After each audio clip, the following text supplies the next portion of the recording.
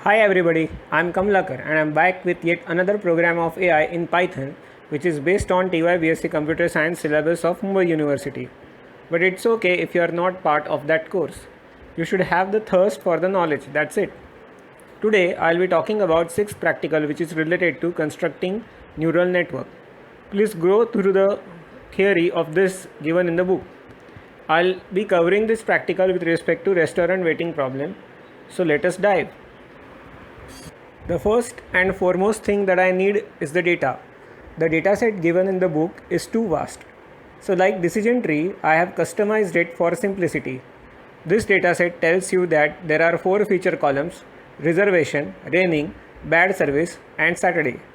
These values are stored as true or false, where true means 1 and false means 0. The last column represents the result. Here 0 means wait and 1 means leave. The data can be represented by neural network something like this. There are 2 layers, input layer and output layer. At present, I am not considering any hidden layer. For each feature or node, there is an input and there is wait. Now let me start with the program. It's based on one popular implementation available on internet by Amtrask. I'll be using NumPy library, so I must import it obviously. Next, I'll define the activation function, for which I'll be using a sigmoid function. It returns one of the 2 values using deriv parameter whose value can be true or false. The theory behind these functions is specified in those page numbers if you want to refer to. Next, I'll initialize the input values. Instead of reading from CSV file, I'll put some values directly into the input matrix X. Here each column represents a node or feature. The size of input is 8 rows by 4 columns. The output vector consists of 8 outputs, one for each row. .t takes the transpose of the vector. These values are taken from the CSV file. Continuing further, let me take the input for processing. At the beginning, there is a line np.random.seed in the bracket 1. Well, it's not compulsory to have that line. But if you want to execute the program again and again without changing it, and if you want same output, then this line is necessary. It controls the behavior of random number generation function. Then the next step is to initialize the weights. Since the weights are to be used in the input layer, which is called as layer 0, I will call the weight matrix as W0. This matrix needs to be initialized. Since I need 4 weights, one for each feature value, the size of the matrix will be 4 cross 1.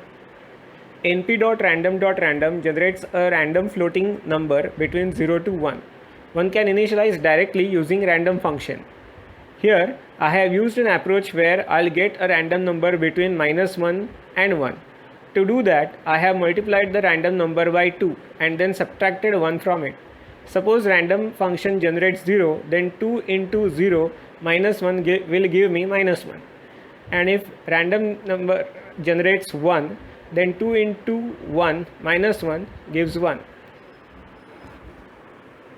Next, I'll use a loop, as the feed forward and back propagation have to be repeated multiple times. The first thing in the loop is to initialize the input layer with X. I will multiply input layer values with their weights using L underscore input dot in the bracket W0. If you refer to the theory given in the book, this is our h of x.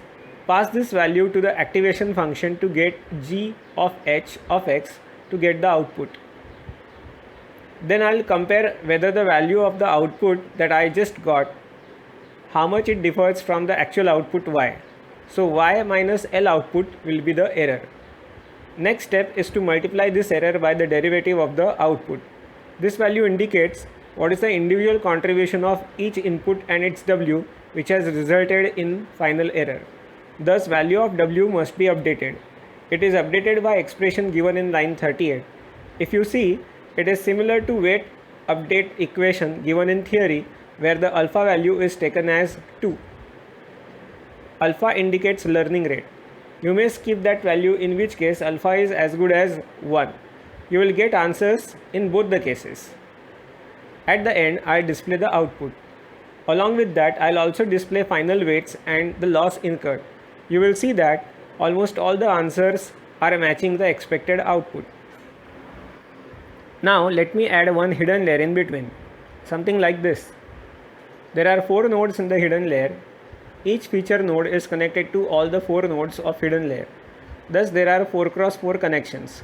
From hidden layer nodes, 4 connections are there to the output node. So there are 2 set of weights. One set of weights W0 will be used between input to hidden, and another set W1 will be used between hidden and output layer.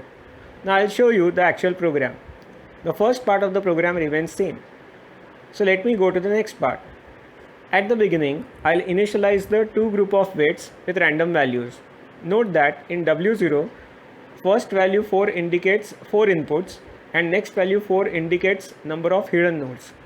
In W1, first value 4 indicates number of hidden nodes and next value 1 indicates number of output node. Once again, I'll initialize them with random values between matrices will be something like this. It indicates feature matrix represented by a row representing one example. In weight matrix, first row indicates weights of first feature node for all 4 hidden nodes. Second row indicates weights of second feature node for all 4 hidden nodes, and so on. And then will be multiplied like regular matrices. Next, I'll multiply weights. This time I'll get 2 outputs. One output L1 that I'll get by multiplying input with W0. Next final output will be multiplication of L1 and W1. Error calculation is similar to the previous program except line 51 where I'll calculate error at layer 1 by multiplying output delta by W1. Remaining steps are similar to previous program, and this is the output. Slightly better as indicated by loss factor as well. So that's about basic neural network on the restaurant problem. Thanks for watching.